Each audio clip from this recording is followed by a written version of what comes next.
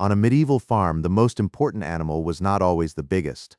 Not the ox pulling the plow, not the cow giving milk, not the pig waiting for slaughter. Sometimes, it was the animal scratching behind the house.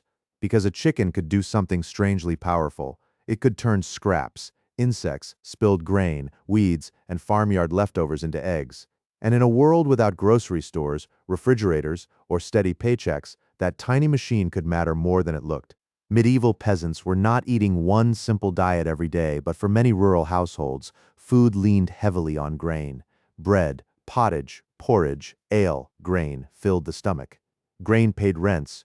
Grain became seed for next year, but a grain-heavy diet needed help. This is where eggs mattered. An egg was small, but it was useful. It could be boiled, fried, baked into food given to children, saved for a better meal, or carried to market. It was not a feast by itself. It was something better, repeatable food. A chicken eaten once is one meal. A laying hen is a recurring food stream. That difference is everything. If a poor household killed a hen, they gained meat for a day, but if they kept her alive, she could keep producing eggs across the season. So the chicken's real value was not its size, it was the fact that it made food again and again. A medieval chicken was not dinner. It was a machine that made dinner possible. Many rural households did not need a grand poultry empire.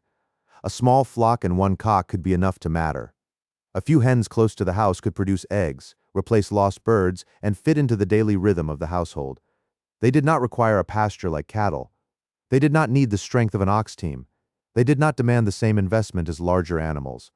They were small livestock for a small economy, and for people with little land, that mattered.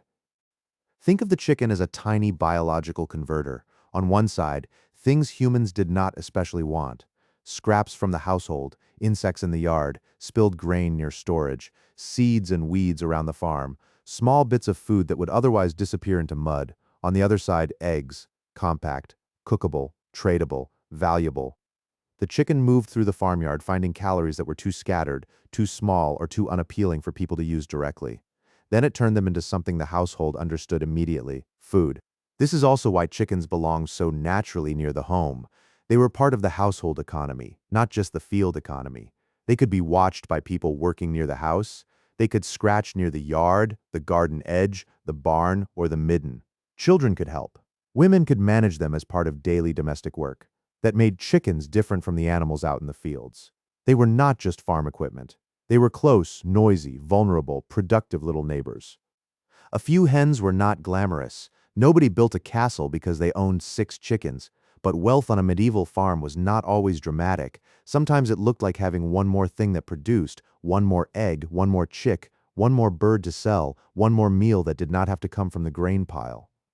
Surplus eggs and birds could move toward markets, towns, and wealthier tables.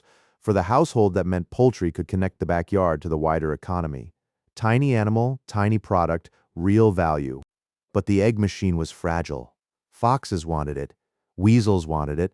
Dogs might kill it. Thieves could take it. Disease could move through it. Winter could make feed harder. Bad weather could stress the whole system. A predator did not just kill a bird, it damaged the egg stream. That is the odd machine part. The chicken was not valuable only as a body, it was valuable as a process. Lose the hen, and you did not lose one meal. You lost the meals she had not made yet. The chicken worked because it matched the scale of peasant life.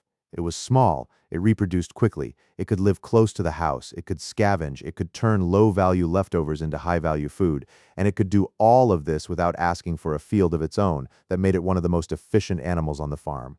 Not the strongest, not the largest, not the most impressive. Just quietly useful. The medieval chicken was not impressive because it was powerful. It was impressive because it was efficient. It lived in the margins of the farm, behind the house, near the yard, around the spilled grain, underfoot, half ignored until breakfast needed an egg. But in a hard world, margins mattered. A few hens could add nutrition to a grain-heavy diet. They could produce again and again. They could multiply. They could turn waste into food. Because a chicken was not just a bird, it was a tiny survival machine.